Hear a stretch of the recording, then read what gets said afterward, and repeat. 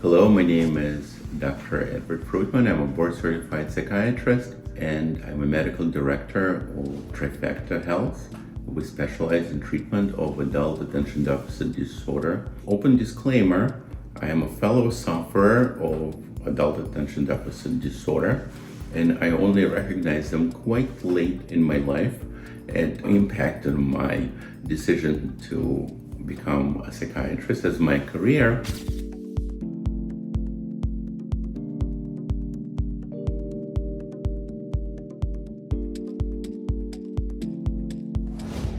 Actually, it was not until quite late in my training that I realized that some of the things I'm reading about attention deficit disorder also was a part of what I've been going through. As a group of individuals who are treating adults with attention deficit disorder, I have to tell you that a lot of our patients who have very clearly and well-defined adult attention deficit disorder symptoms have realized that quite late in their life. A lot of the patients who came to see us for their symptoms only realized that they have adult attention deficit disorder when they were diagnosing their children. During a professional evaluation of their children, they realized that some of the symptoms that their children were describing or their professionals diagnosing were something that they actually had a problem with quite early in life and actually later in life. Most people who had trouble with attention deficit disorder as children continue to have them in their adult life, but of course, decision to treat those symptoms depend on how much they interfere with one's life.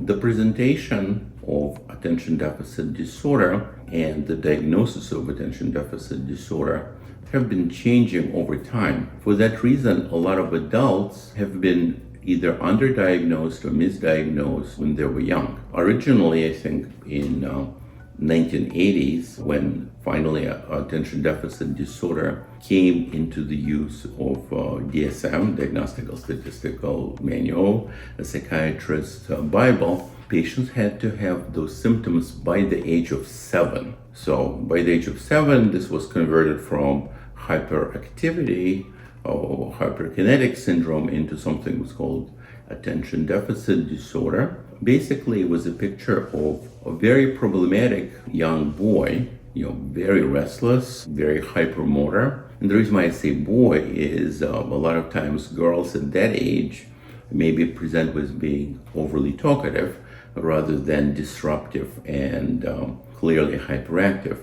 Later on in the 90s, that requirement changed from the age of 7 to age of 12. That included a little more of females because girls would have some trouble in school, more so than boys, but still the disruptive aspect was never recognized in girls. Girls are just simply not that disruptive. A lot of times, there was no academic failure, so still the people with clearly defined, what we now think clearly defined symptoms of ADHD would not come under the attention. When my patients look back on their life and looking back on their early school years, people who are just very smart and talented, a lot of times would fly under the radar way into high school or college years.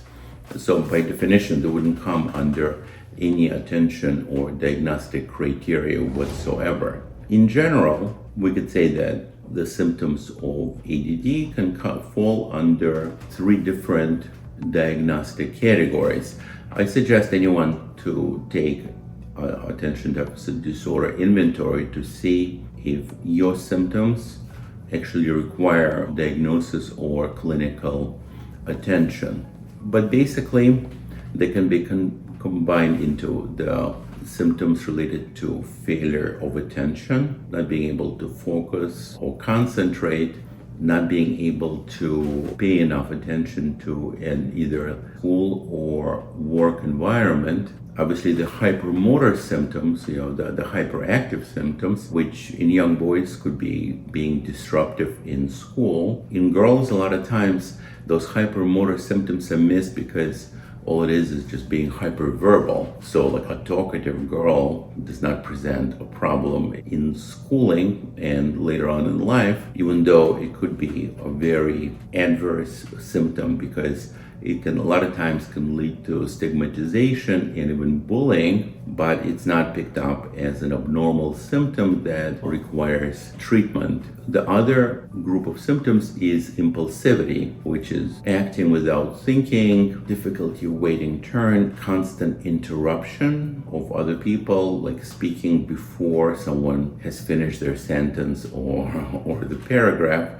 or for some children, like blurting out answers that they know and not waiting for their turn and not waiting to be first recognized by the teacher or being asked a question. It's important to remember that adult attention deficit disorder or child attention deficit disorder is a continuum. It's not as cut and dry as we would like to make it sound. It's just simply not a sharp boundary. Some of the patients I'm treating for adult attention deficit disorder in the earlier years would not have had enough criteria to be considered ADD, then later would, and then once again maybe not, and then once again maybe yes, even though we make those criteria cut and dry, because all the doctors have to agree about common language, insurance companies have to know what they're paying for, manufacturers of medicine have to know what are the guidelines for manufacturing those medicines and how do you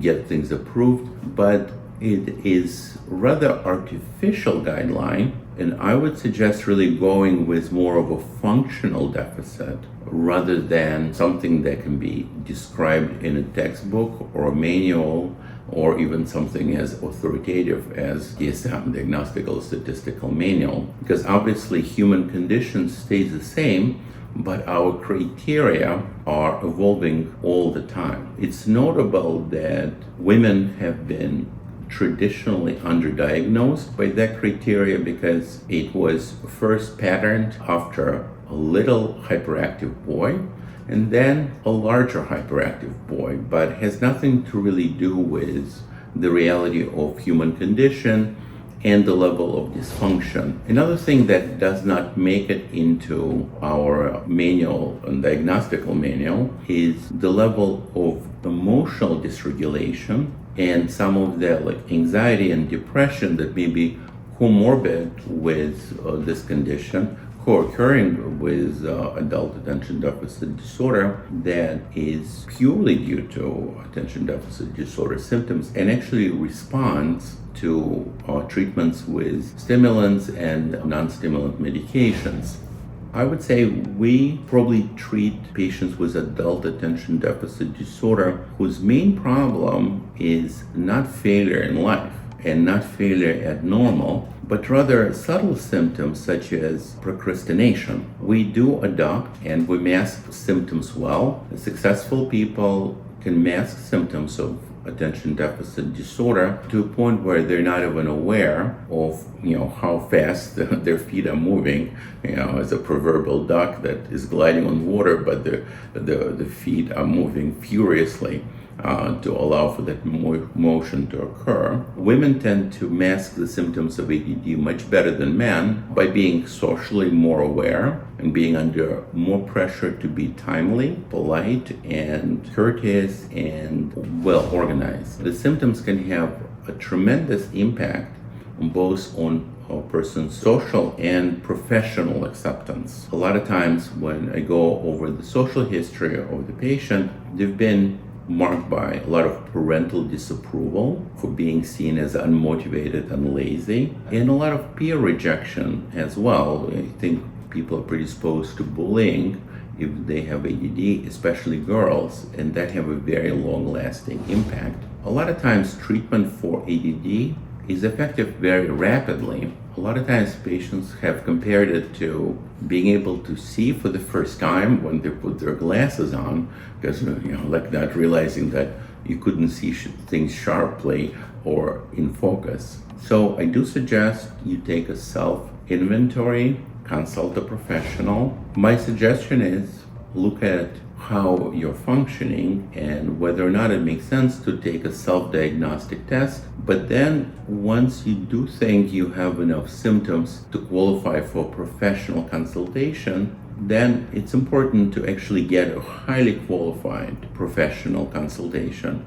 from a person who understands and treats attention deficit disorder. That person would have to be an individual not only schooled in treating mental health conditions, but specifically attention deficit disorder. Because if we only go by available training and available diagnostic criteria in DSM, we would miss a lot of problems that we could easily fix otherwise. But don't diagnose yourself only.